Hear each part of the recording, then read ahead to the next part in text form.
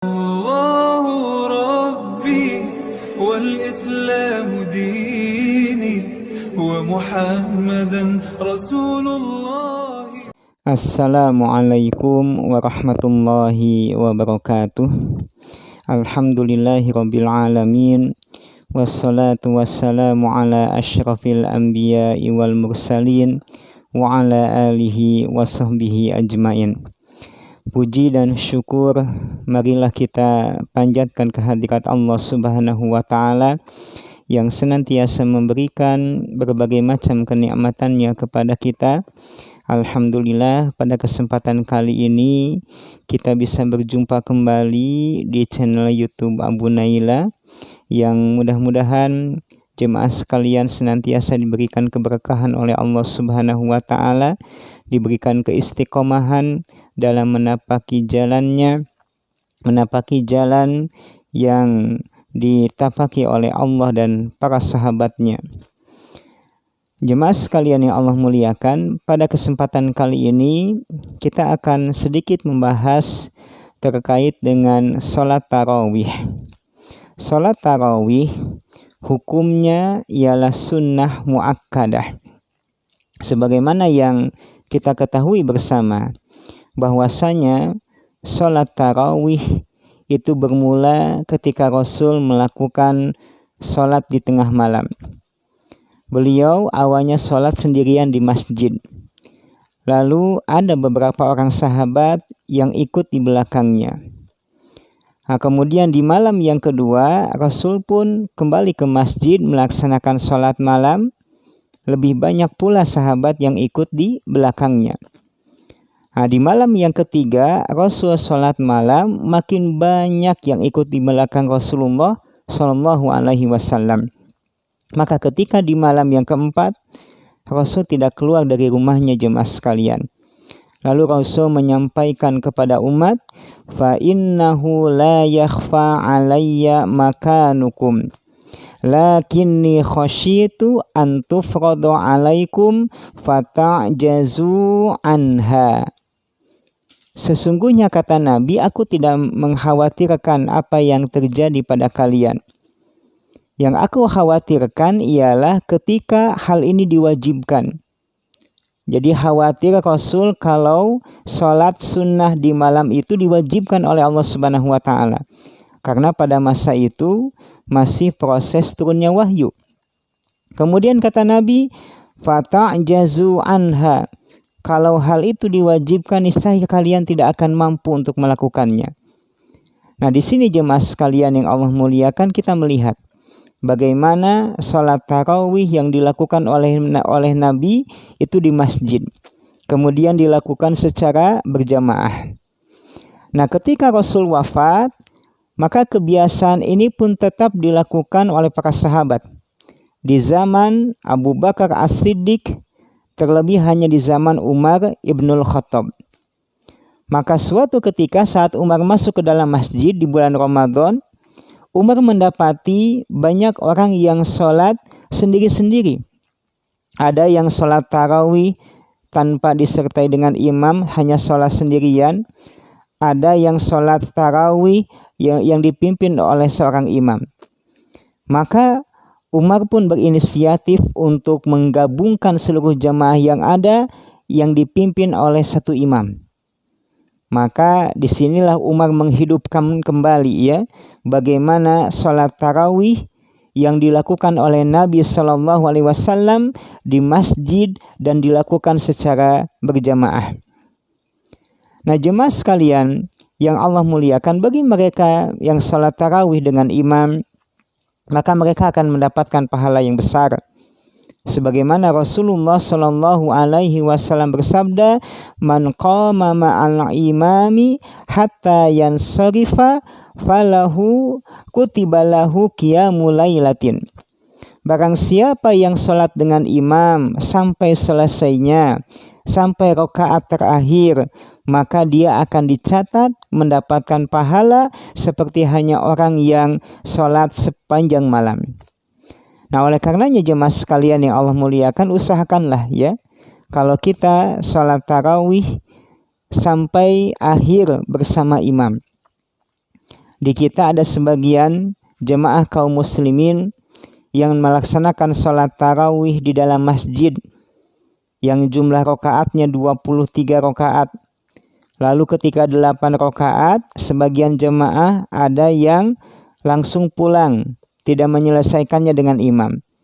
Maka kami berpesan, hendaknya ikut bersama imam sampai selesai. Walaupun jumlahnya 23 rakaat. Tapi kalau mau lebih yang utama, lebih menenteramkan hati kita, ya kalau misalkan di antara jemaah sekalian ada yang berprinsip bahwa jumlah rakaat tarawih itu adalah 11 rakaat, tidak lebih dari itu, dan inilah yang kami anggap paling kuat pendapatnya, maka carilah masjid-masjid yang melaksanakan sholat tarawih sebanyak 11 rakaat. Maka ketika kita sholat bersama imam sampai selesai, kutibalahu qiyamu lailatin. Kita akan mendapatkan pahala seperti hanya orang yang melaksanakan sholat sepanjang malam. Nah, jemaah sekalian yang Allah muliakan, kalau kita melakukan hal itu, di samping kita mendapatkan pahala yang besar, maka kita akan mendapatkan ampunan dari Allah Subhanahu wa Ta'ala. Bukankah Rasulullah Sallallahu Alaihi Wasallam bersabda, man qama Ramadhana imanan wahtisaban ghufira lahu ma taqaddama min dzanbih. Barang siapa yang melaksanakan qiyamul lail di bulan Ramadan, maka dia akan mendapatkan ampunan dosa, akan diampuni dosa-dosanya yang lalu oleh Allah Subhanahu wa Ta'ala. Jemaah sekalian yang Allah muliakan, adapun penamaan sholat tarawih, kalau dalam hadis diistilahkan dengan qiyam, ya. Sebagian jemaah masjid, sebagian imam di dalam masjid ketika menyuruh jemaahnya, mari kita melaksanakan sholat ke tarawih, mereka menggunakan istilah qiyamul Ramadan. Maka kita melihat pula di tengah masyarakat umumnya populer dengan sholat tarawih, yaitu sholat malam yang dilakukan di bulan Ramadan. Dan istilah ini tidak dipermasalahkan oleh para ulama. Dari sejak generasi salaf, yang namanya istilah tarawih itu sudah populer di kalangan mereka. Adapun sebab penamaan ini jemaah sekalian, tarawih kalau dari segi bahasa artinya ialah beristirahat atau rehat sejenak. Kenapa dikatakan tarawih? Karena sholat malam di bulan Ramadan yang dilakukan oleh para sahabat atau generasi salaf umumnya dilakukan dengan bacaan yang panjang, dengan bacaan surat yang panjang. Lalu setelah 4 rakaat mereka beristirahat sejenak. Setelah beristirahat lalu melaksanakan sholat malamnya lagi. Maka itulah disebab penamaan tarawih. Nah, jemaah sekalian yang Allah muliakan, kalau orang mau melaksanakan sholat tarawih, entah itu yang 11 rakaat atau 23 rakaat, hendaknya bahkan wajib hukumnya kita tumaninah dalam menjalankannya. Jangan sampai sebagian orang kita melihat ada kalanya orang melaksanakan tarawih 20 rakaat menghabiskan waktu 20 menit. Itu pun di dalamnya diselingi dengan tausiah atau ceramah kepada jemaah. Lalu di mana jemaah sekalian tumaninahnya? Ya, di mana kekhusyuannya? Kalau orang tidak tumaninah, dipastikan mereka tidak khusyuk. Padahal nilai sholat itu ada pada kekhusyuannya. Rasulullah Shallallahu Alaihi Wasallam pernah menegur seorang laki-laki yang sholatnya enggak benar. Rasul berkata kepadanya, irji' fasalli fa innaka lam tusalli. Kembali kamu salat karena sesungguhnya kamu belum salat. Ini menjadi perhatian besar jemaah sekalian bagi mereka yang qiyamul Ramadan, salatut tarawih, walaupun jumlah rakaatnya banyak, hendaknya lakukan dengan tumaninah. Ya, jangan tergesa-gesa. Bukankah yang kita harapkan keridhaan Allah Subhanahu wa Ta'ala bukan mengejar target besarnya jumlah rakaat, ya, atau hanya sekedar membahagiakan jemaah Seakan-akan kita sudah hebat kalau bisa melaksanakan rakaat tarawih dengan singkat. Ya tentunya tidak seperti itu jemaah sekalian yang Allah muliakan. Kemudian bagi imam sendiri, kalau imam memimpin sholat jamaah, di mana umumnya makmum memiliki semangat yang sama untuk menghidupkan malam di bulan Ramadan dengan qiyamul lail, bahkan dengan bacaan panjang, nggak ada kekhawatiran dalam diri mereka, silakan imam membaca hafalannya, banyak membaca surat ya yang panjang-panjang, mangga silahkan ya. Kalau belum hafal boleh dengan melihat mushaf ya, boleh dengan melihat mushaf. Tapi kalau sholat fardu memang tidak dianjurkan untuk melihat mushaf. Bukankah Allah Subhanahu wa taala berfirman, "Faqra'u ma tayassara minal Qur'an." Baca apa yang kalian anggap mudah ketika tilawah Al-Qur'an. Tapi untuk sholat sunnah para ulama membolehkan bagi imam dia melihat mushaf. Boleh langsung dengan melihat mushaf Al-Qur'an atau dengan memegang handphone yang di dalamnya ada aplikasi Qur'an. Itu kalau jamaahnya punya semangat yang sama untuk berlama-lama melaksanakan qiyamul Ramadan. Tapi kalau kita lihat jemaah sekalian, masjid-masjid pada umumnya ya, makmumnya itu memiliki berbagai macam kesibukan. Ada yang semangat melakukannya, ada yang tidak. Ada yang tua, ada yang muda, ada anak kecil, ada yang sakit. Maka kembali kepada kaidah ketika sholat berjamaah. Bagi imam ketika mimpin sholat berjamaah, baik sholat fardu ataupun sholat sunnah, hendaknya ringankan bacaannya. Bahkan kalau tujuannya untuk merangkul jamaah agar masjid makin banyak yang mengikuti sholat di dalamnya, itu lebih bagus.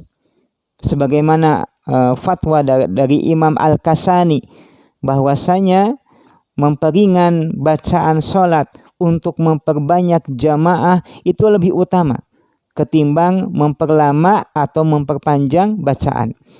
Banyaknya jumlah jemaah yang ikut itu lebih utama ketimbang panjangnya bacaan. Nah kemudian jemaah sekalian yang Allah muliakan, di dalam sholat tarawih tentunya ditutup dengan witir. Nah dalam witir itu jemaah sekalian disyariatkan untuk melakukan kunut. Kunut ini tempatnya atau waktunya dilakukan setelah ruku terakhir di sholat witir. Sami Allahu liman hamidah, maka kunut. Akan tetapi ada beberapa catatan dari para ulama jemaah sekalian terkait dengan kunut pada sholat witir. Yang pertama, hendaknya ketika membaca bacaan kunut tidak terlalu panjang sehingga memberatkan jamaah. Kemudian yang kedua, tidak dilakukan secara terus-menerus. Karena kita melihat umumnya sholat malam yang dikerjakan oleh Nabi itu tidak ditutup dengan kunut ketika witir.